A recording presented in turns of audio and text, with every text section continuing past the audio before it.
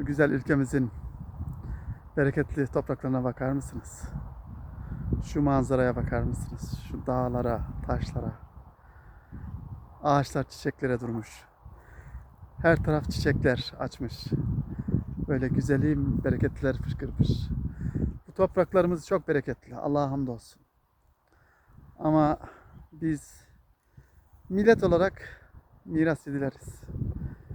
Güzelim ülkemize kıymetini bilmiyoruz, sahip çıkmıyoruz.